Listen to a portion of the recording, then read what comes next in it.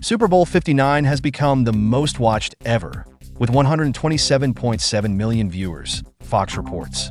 Peak audiences reached 137.7 million viewers. This marks a plus 3% increase from Paramount's broadcast of Super Bowl 58, which attracted 123.7 million viewers last year. Fox said Super Bowl viewership peaked between 8 p.m. and 8:15 p.m. Eastern Time in the second quarter, reaching 137.7 million viewers. Additionally, the company reported record-high streaming viewership, with an average minute audience of 14.5 million viewers. Meanwhile, Tubi, which streamed the game for free, delivered an average minute audience of 13.6 million viewers. That massive viewership was cleverly monetized. Fox sold 30-second ads for more than $8 million for the first time, while pre-game ads were sold for $4.5 million and post-game ads were priced at about $4 million. Kurt O'Shaller, product manager for camera stabilizer systems at ARRI, will receive a Scientific and Engineering Award from the Academy of Motion Picture Arts and Sciences for the concept, design, and development of the Trinity 2 camera stabilizer system. Dr. Roman Fulton is also being recognized for the software and hardware design of Trinity's motorized stabilized head.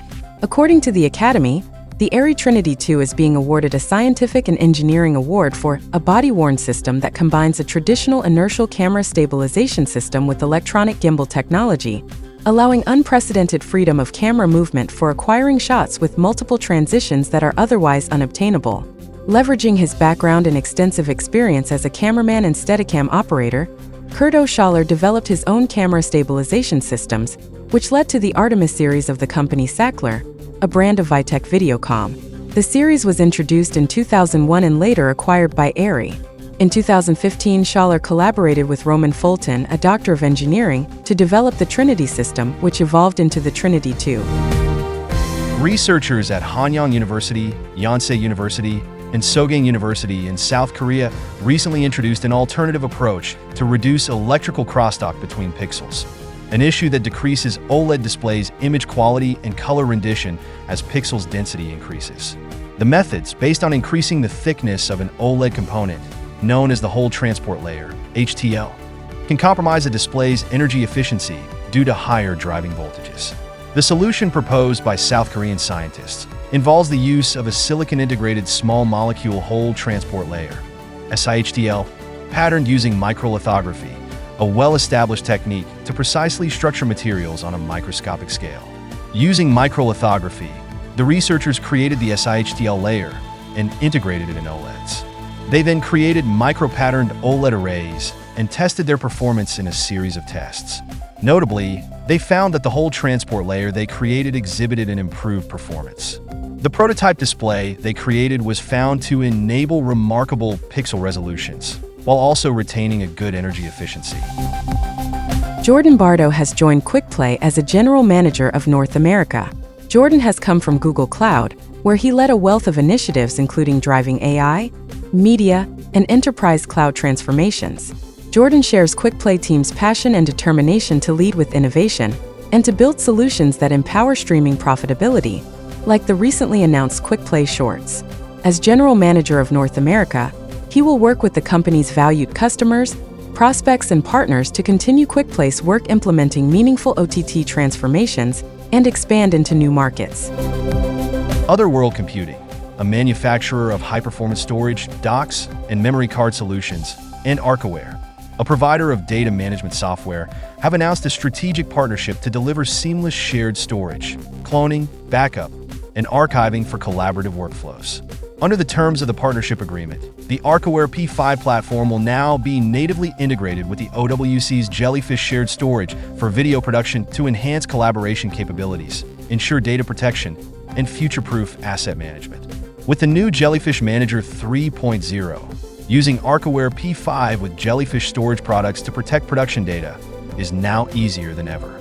Users can install, activate, and launch ARCHIWARE P5 directly within the Jellyfish Manager interface with just a few clicks. No additional P5 server is required.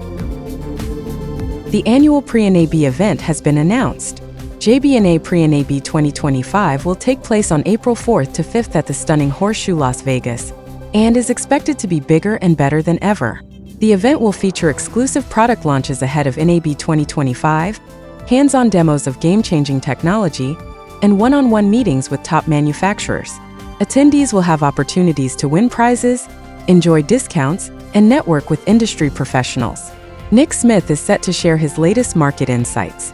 Hosted at the iconic Horseshoe, this year's event promises sophistication, excitement, and unforgettable opportunities to connect and explore the future of technology.